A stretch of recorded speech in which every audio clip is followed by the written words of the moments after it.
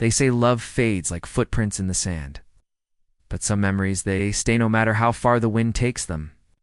Paris feels like another life, another planet, but her scent, her voice, still lives in this desert of silence. 2 years, Amélie, and you still sit by the same window. Maybe I was waiting for the same man who left without saying goodbye. I didn't leave you. I left Paris. I left everything. Sometimes those are the same thing. Love in Paris was never loud. It was whispered through raindrops and painted in shadows. It was the quiet space between heartbeats, the warmth of a coffee cup shared against the cold glass of a window. It was a language spoken not with words, but with stolen glances and lingering silence. We found each other in the margins of life, in the small, forgotten moments that others rushed past. All started on a bright morning in Montmartre.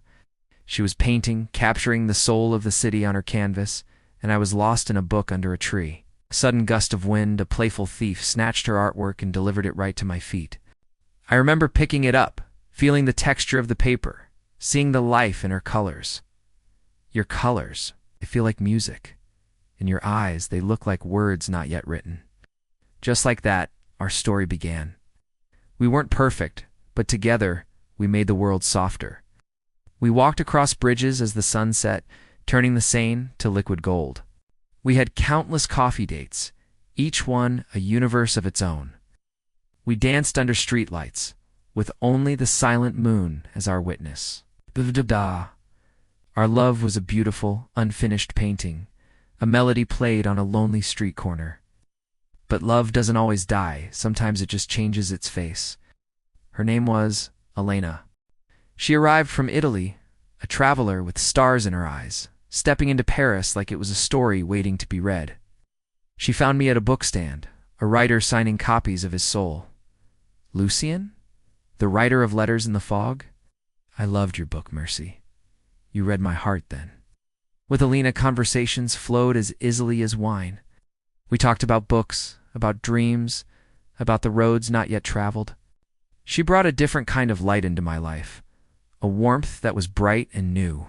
Meanwhile, Amélie watched from a distance, a silent observer of a story she was no longer a part of. The city we once shared felt like it was slowly being redrawn by another artist's hand. The night it all ended, the rain was pouring, as if Paris itself was weeping for us. The cafe was almost empty, a stage set for a final, heartbreaking scene.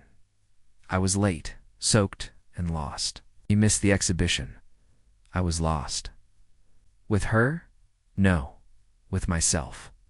The silence that followed was heavier than any words we could have spoken. I reached out and touched her hand. Simple gesture that held the weight of everything we were and everything we would never be again. Do you still paint the way you love?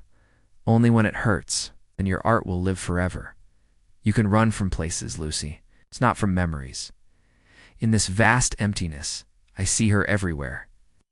A mirage in the shimmering heat, smiling, holding a cup of coffee just for me.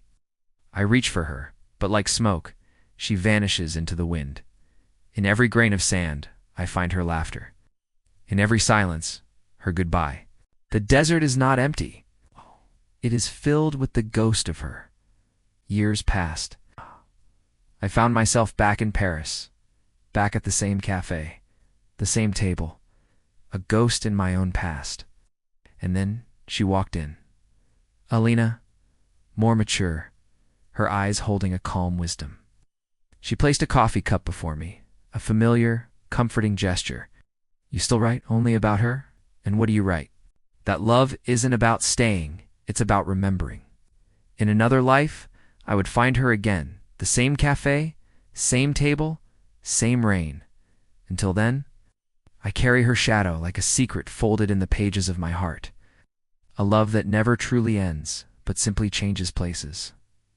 Thank you for joining me on this journey. If this story touched your heart, please consider liking this video and subscribing for more tales of love and memory. Until next time.